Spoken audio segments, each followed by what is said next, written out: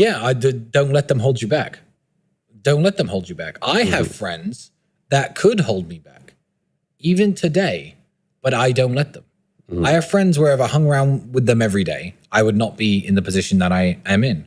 I've certainly had women in relationships where if I did whatever she wanted, I would not be where I am today.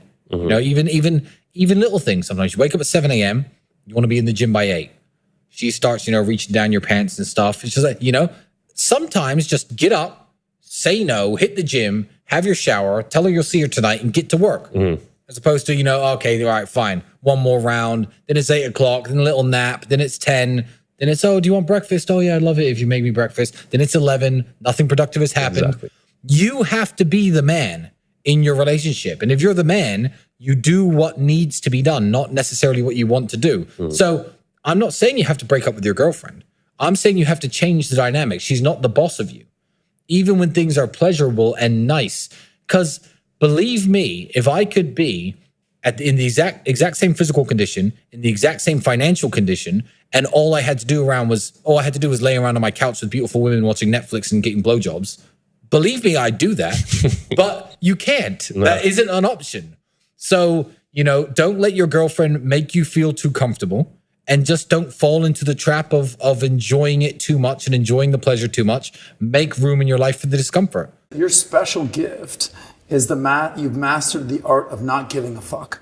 Yeah. So what is that all about? Well, I'd say it's not giving a fuck in the way that, because I know people who don't give a fuck. Their life sucks. They don't work out. They don't care about their own health, happiness, wealth, work. Not in a degenerate, I'm a bum kind of way. I'll give you a better example, because I know exactly what he means. I feel like, because I am his younger brother, every great general who sits at a table with his staff needs that one fearless guy with him. He needs people who preach prudence and being careful, and we have those people, believe me. They're very, very loud in our ears every single day since getting out of jail.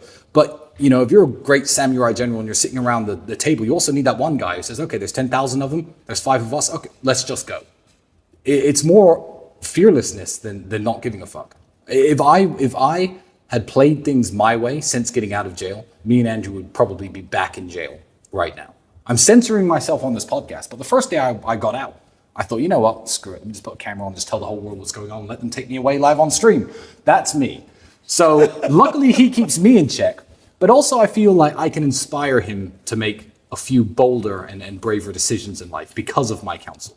So I'm very much one of his councilmen, but he does need me at the table. Without that guy, you're just going to be a pussy, When I was young and flat broke, because people will say, oh, you pay for the Ubers, or maybe I'll even get a girl a flight ticket to come to Bucharest, to come to my house and see me.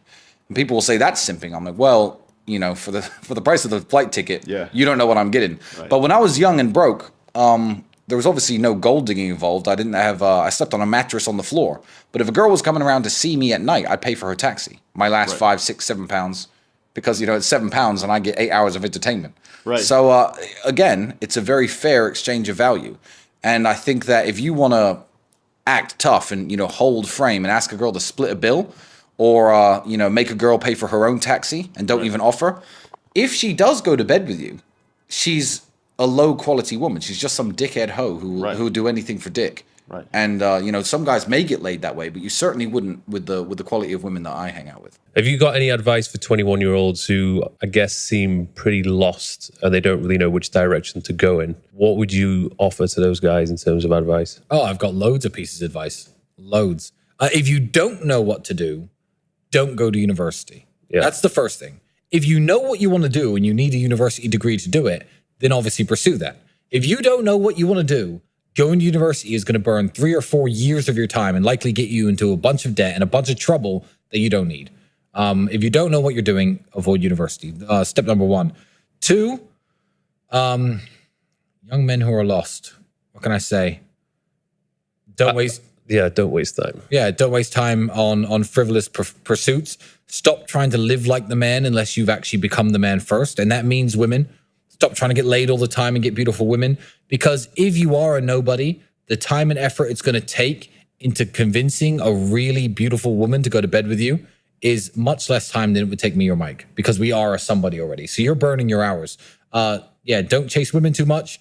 Don't chase having fun too much. Don't chase clout too much. Don't try to be seen in cool places that you can't actually afford to be in. You know, Dubai is actually a very interesting example of this. I'm going to go off on a bit of a tangent here, but that's all good advice. It's simple. Dubai is a very good example of this because Dubai is a place where people can look like they're doing something big when they're doing absolutely nothing at all. There are hotels in Dubai, like the hotels I stay at, that are 1, 2, 3 grand a day, 10 grand a day. They do exist. And there are also hotels in Dubai up near the old town where, you know, the laborers and the workers stay that cost $35, $40, $50 a day. That does happen. You could fly to Dubai, and people do this. Men do this with no money because men don't have the ability to just, you know, hit dating apps in Dubai and live the good life. They come to Dubai with their friends. They have no money in their pockets. They have a nice shirt that they'll wear, fine. And they'll take a taxi from their really cheap hotel down to downtown, picture in front of the Burj Khalifa, click, picture in front of a Lamborghini, click. Now they're a guy with a picture in front of a Lamborghini in Dubai. They're a guy who hangs out in Dubai now. He's at the Burj Khalifa. He makes less than $1,000 a month, probably. You know, people do this. They literally clout chase based on location. And that is the biggest waste of time that I've ever heard of. You know, go on a vacation within your budget and have fun with your friends, by all means, and take your mind off trying to be somebody. But yeah, people pretend too hard today. And the effort it takes to pretend short term will make you look richer or cooler or more successful than you are. But if you take all the time that you spend pretending and actually invest it into trying to become what you're pretending to be, you'll get there. Yeah. But it will take, again, 3, 4, 5 years, and people don't want to do it. 2-year-old guys watching this, how can I get better in fashion? What tips could you give them? Oh, there's one tip. There's one tip that overrules absolutely everything. Be in shape. The person who makes my suits, the same person who makes the suits of King Charles of England.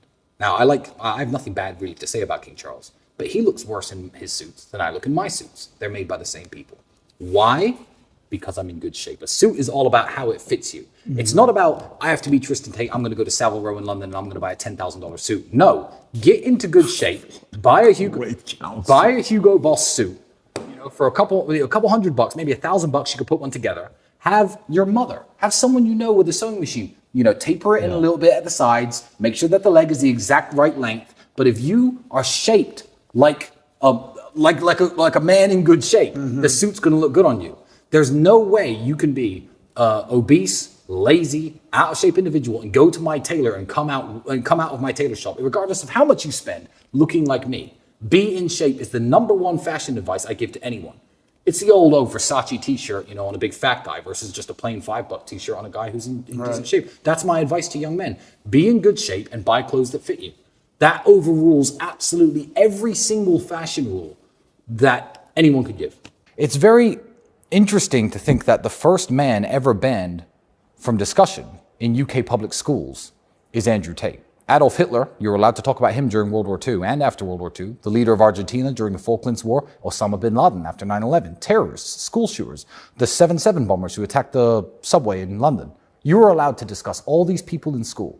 The first man ever to be banned is a mixed race, a half-black kid from the projects who came up out of the projects and became a multimillionaire. Maybe they just want the working class to stay the working class. Maybe they don't want people like him opening his mouth. Maybe it's because he joked that men are better drivers than women, and he's a misogynist. I don't think it's the third option. I think it's either option 1 or option 2. I think he's dangerous to what people want to purport on the society. I'm not really one to feel sorry for people that much because of the way that the internet has changed the world. I believe that people have positive role models and examples thrown in their face all the time. I feel like to sit back and say, oh, well, you know, I'm just a video game porn addicted playing, you know, guy with no muscles and no physique and no physicality. Oh, well, it's because I haven't got a positive role model. I feel like today isn't an excuse. I feel like that every single second that you're scrolling on your phone or looking at Instagram, etc., there are dudes out there, you know, even so much as selling little coaching calls or courses or, you know, who you'd want to be like. But it's easy.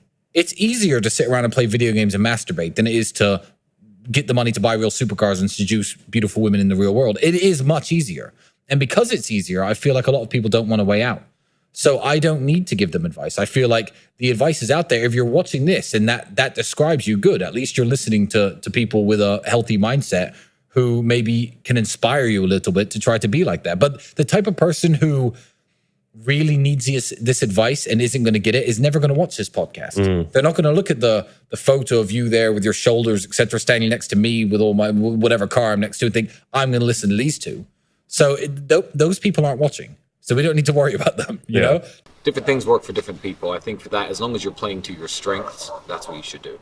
I mean, there are people, let's take Floyd Mayweather. I've heard people laugh at Floyd Mayweather, be like, oh, Floyd Mayweather, he can't even read and write properly. And I'm like, well, he became a billionaire still, so how dumb is he? If you're broke saying, oh, Floyd Mayweather can't read or write, and he became a billionaire through not just fighting, but obviously owning his own promotions company, again, it's intellect applied to the real world. Does he have the same type of intellect as Elon Musk? No. Albert Einstein that once said, if you measure all the animals' intellect by their ability to climb trees, you'll have a goldfish in a bowl who will sit and believe his whole life that he's an idiot. You know? You're measuring people on different things. With the wrong test. Yeah, so I mean, people like Floyd Mayweather, again, it's intellect applied to the real world. So how is he not smarter than some brokey sitting at home being like, Floyd Mayweather's dumb? I am building a castle in Romania, about 900 meters away from Dracula's historic castle, up on the hillside behind him. And the reason I'm building that castle is because I think that rich people are boring. Rich people are boring. Rich people want to go to the ski slopes, hire a bunch of hookers, sniff a bunch of cocaine, sit on a boat with a bunch of cocaine and a bunch of hookers. And I don't understand why they all do the same thing. I have decided to build a Gothic castle in the heart of Transylvania because I want a castle. Doesn't every boy want a castle? You know, that part of me never died. I have the money, I have the means to do it, so I am building a castle. Now, this question specifically is somebody asking, why don't I make my castle a hotel? And I'm going to answer you exactly why I don't. One reason is I promised the local mayor that I wouldn't.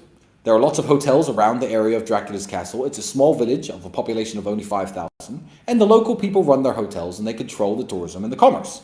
I have promised not to make my castle a hotel because I don't want to take any business or any money away from the local people.